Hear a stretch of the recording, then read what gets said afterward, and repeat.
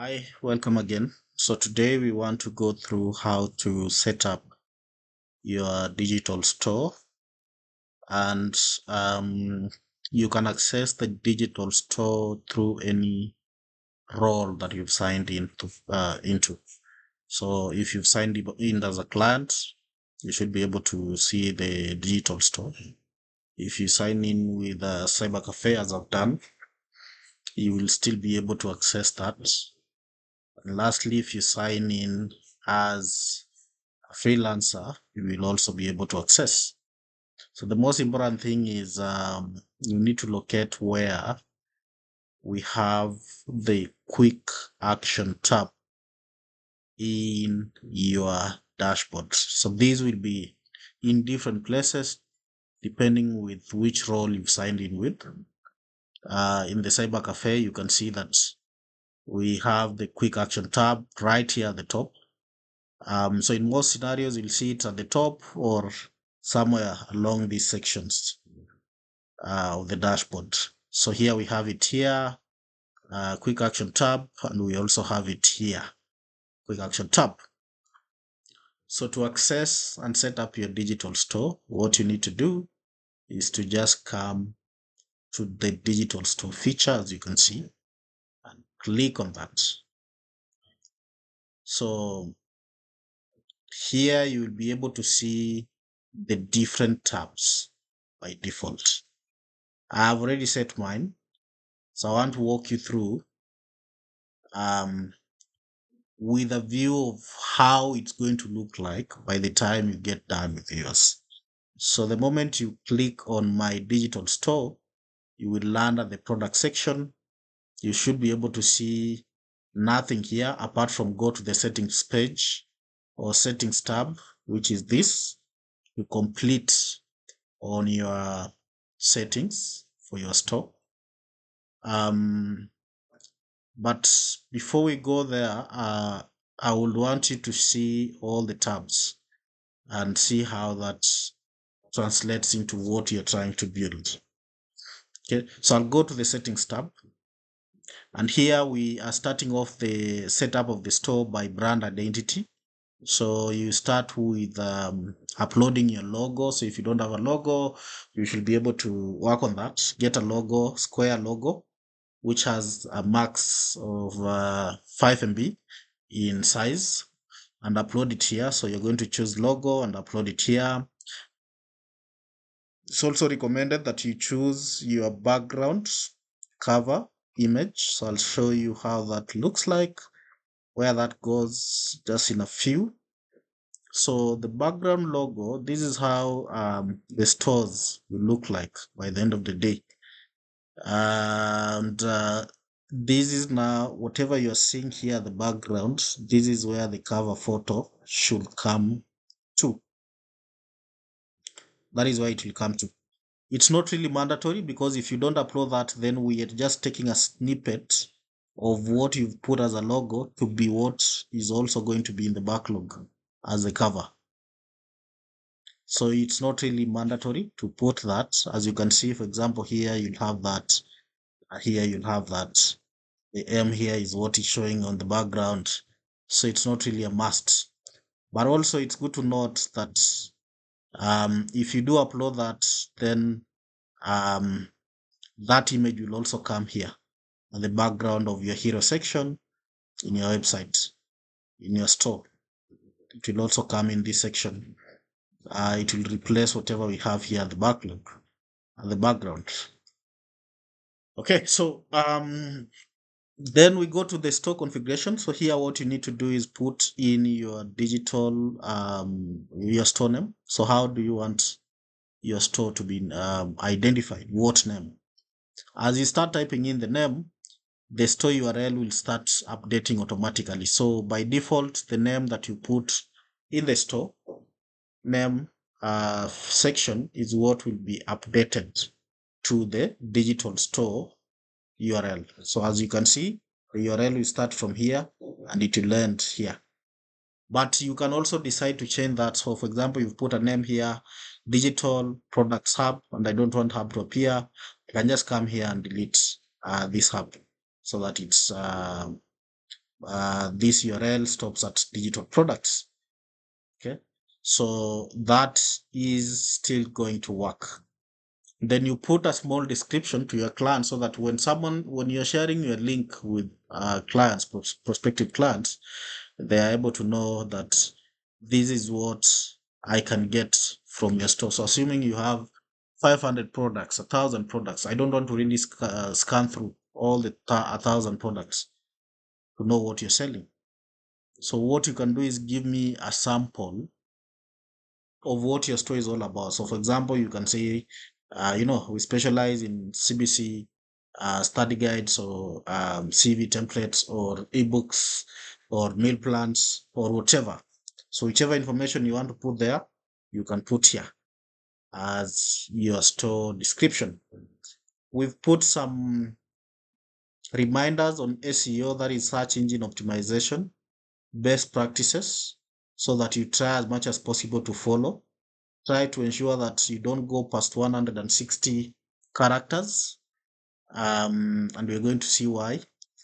Try to include your location where possible. So, for example, you can say CBC blah blah blah in Kenya, something like that, or in Nairobi, or in Kakamega, or in Mombasa, so that when someone is searching, Google is able to prioritize your search results on the top of the search. Okay. And then you need to put in your business category based on what you're really selling in your store. So, what is the majority of what you sell? So, classify that, review that, and then select category that speaks into what your store is all about in terms of the business category. So, we have already done a pre-selection list. It's just for you to choose. Put in the address. Where are you located? Is it virtually? Is it Nairobi? Is it Kisumu? Is it in Kenya? So put in, if you have a physical location, good enough, you can also put it there so that you're able to build trust with your clients. Remember this information. And I think good to just mention that this information, the business address, business customer support contact, which is this number that you're going to put just in case a client wants to reach out to you, in case maybe they have done a purchase and there's an issue which we don't really expect to be there, but also just in case they need to reach out, it's okay. You can put in a number where they can be able to reach out for support or inquiries, and also put in an email address so that they get to choose whether to call or to send an email. And then you can now toggle. The store should be now live. So toggle it on and save your settings store, and you'll be good to go in terms of now your digital store being live. So I want to show you where the number goes. The number goes here, customer service. Whatever you put there will come here and here for the email, so that when a client is going through your site, they're able to look at everything, and now they're able to say if they need support, they're able to call in customer service for your store. And as you can see, the name, this is where the name goes, this is where the logo goes, this is where the description of the store goes, and this is where the product goes. So we're going to add a product. We see how that is populated. But before I go to the products, I would want you to also have some time to go through the platform commission structure. So it's good to familiarize yourself with our platform commission structure.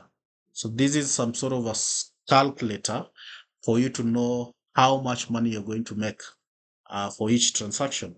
So you can just come and play around with it and say, for example, if you sell a product at 500 shillings, what you're going to get is 465. And that will be explained by the different structures that we have listed here. So there is the platform fee, and then there is which is 6%, and then there is the M-Pesa B2C, that is business to client transaction, that is the transactional fee, which is 5 shillings. So in total, you get to be deducted 465. If you sell your product at 100 shillings, you realize that the M-Pesa B2C transaction fee is actually zero. So any transaction below 100 shillings, there's no transaction fee from Safaricom based on their rates. So the transaction fees will start from 101, as you can see. Okay. So if you do that, then you're able to see that for 100 shillings, we only deduct six shillings as platform fees, and you take home 94 shillings on your end. Also, good to note that these transactions are processed in daily. In fact, immediately a transaction is done, you should be able to get, immediately you get an order, you should be able to get your money in your M-Pesa. We do payouts immediately the order is paid for by your client. So you don't have to wait for money. You don't have to worry about how soon are you going to get your money, and yet you have already made sales. You don't have to worry about that. SEO. So while you're setting up your store, it's good to also take note of the SEO optimization score. So what we are doing is the moment you set up and go live with your store, we start pushing these over to Google to start crawling your store so that it can be listed when people are searching for items that you've listed within your SEO optimization space. So for example, you see that we have whatever you're actually writing or putting into the settings page is what will be automatically um, picked for this section, SEO optimization score section. So for example, for the meta tags, we are going to pick what you've listed there here, but it's for you to come back and just enhance so that we are able to, Google is able to find your store very easily. So we are going to try and enhance it for you because we know that we will be dealing with people who are a bit technical and people who are not very technical. So we are doing part of it for you. But if you want to enhance it so that you customize it to your own liking, it's okay.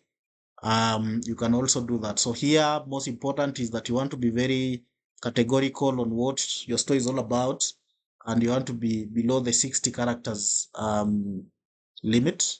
Here, you want to be below the 160 character limit, and you want also to be very specific about the description of your store.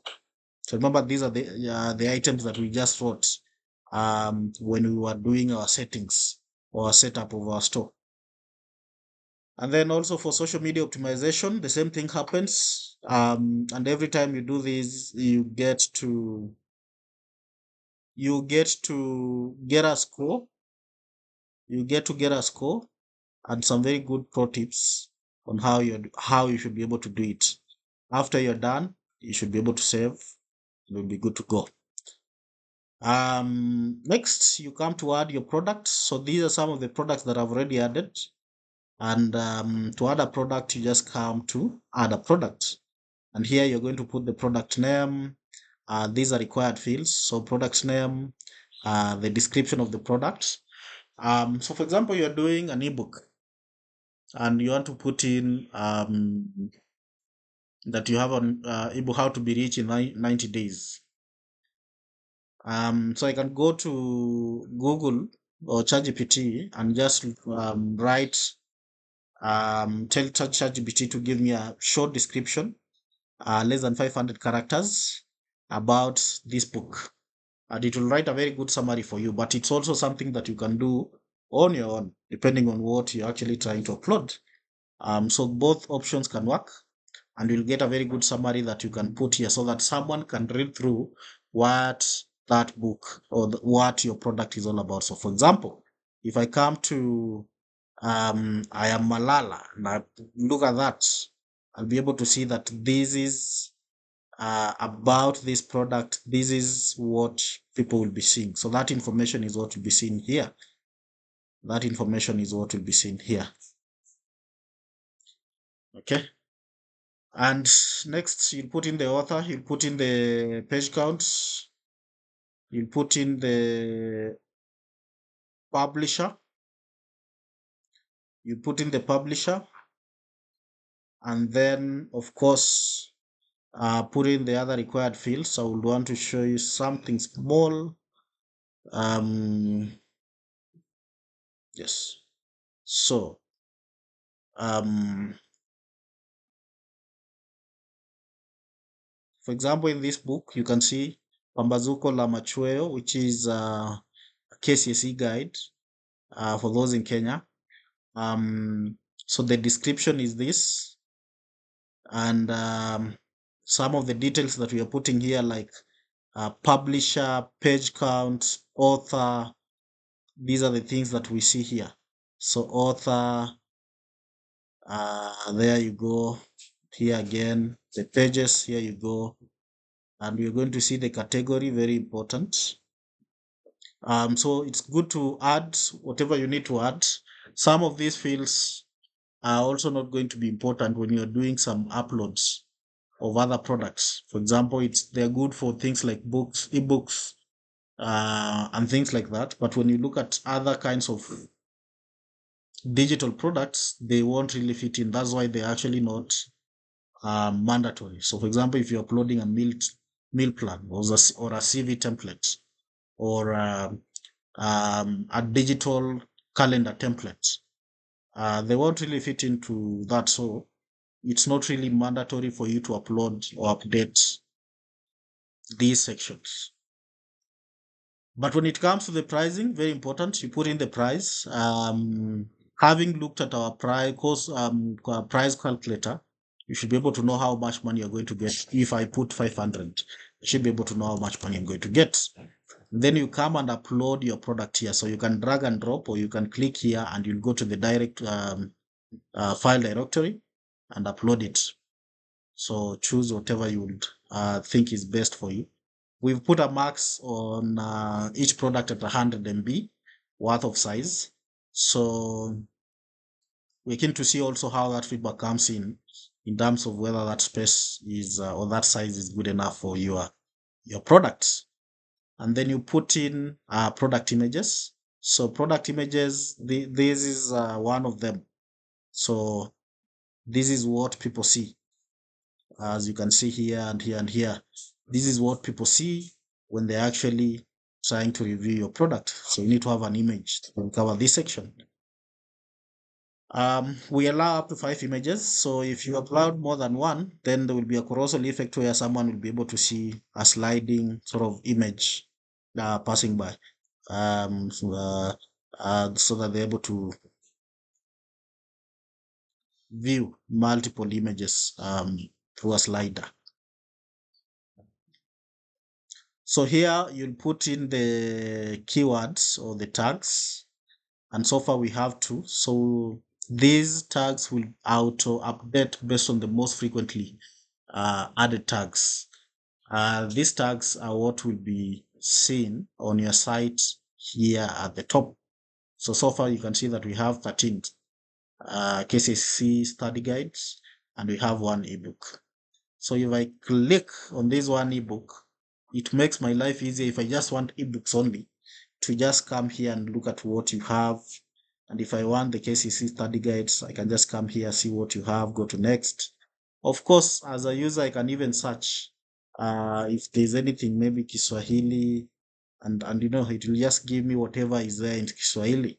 So we are trying to give the user a good user experience when they are trying to interact with your online store. So it's good to ensure that you have unique tags or unique key tags that they can actually get to see. So you can even have up to 10. The list can be as huge as even more than 10. So that a user can be able to just come. A user can be able to come and select a tag that they are interested in, and then see whatever you have within that offering for them to choose from. So it can be ebooks, it can be software, it could be digital planners, it could be any kind of thing that can be sold digitally. So remember that, and so before even we move on, so here then you finish off with selecting the delivery method. So far, what we'll be doing is sending in a download link where the user will be able to have up to 3 download temps before they are cut off, the link expires. So from the time they open the email that we send them, once they pay, the countdown will start from the first time they click on download. They'll have 2 remaining, then 1 remaining, then 0. So that we limit also that exploitation of the same.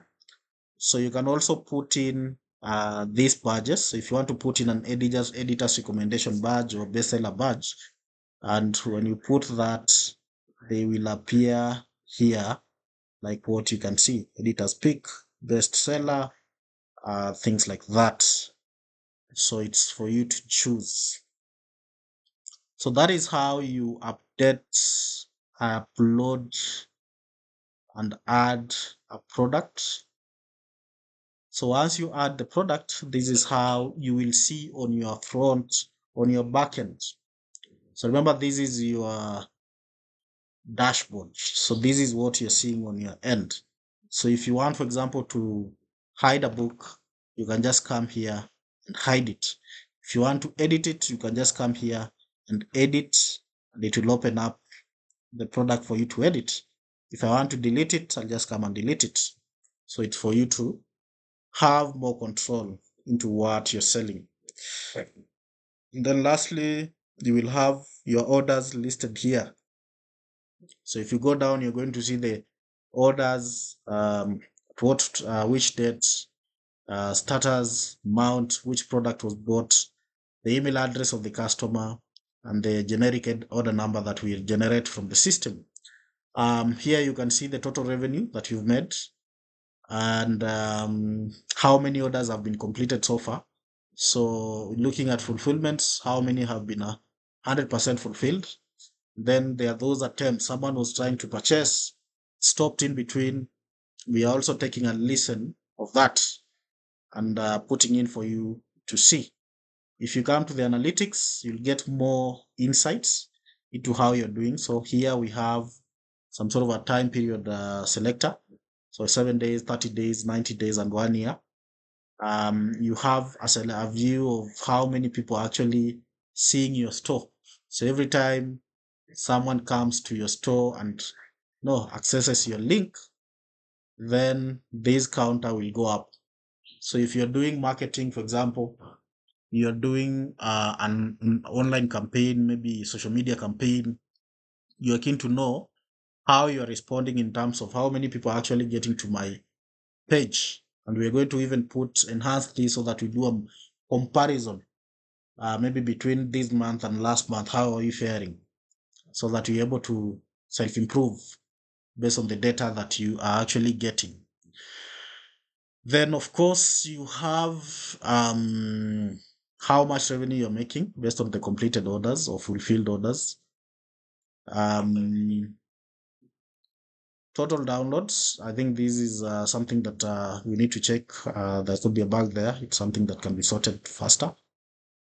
And then you have the different graphs to show you the revenue trends based on the different time periods.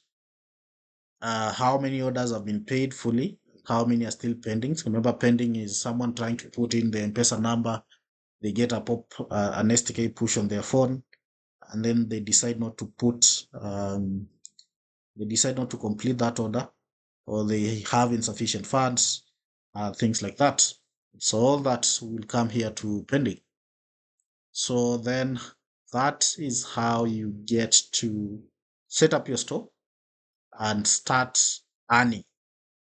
The moment you do that, it's just for you to share your link with your friends on your social media pages and you start earning.